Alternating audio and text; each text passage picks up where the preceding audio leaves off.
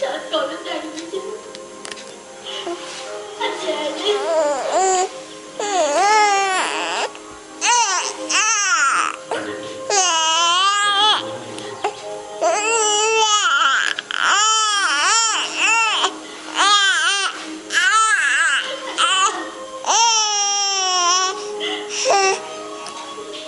Mệt hả? Cố gắng lên nha.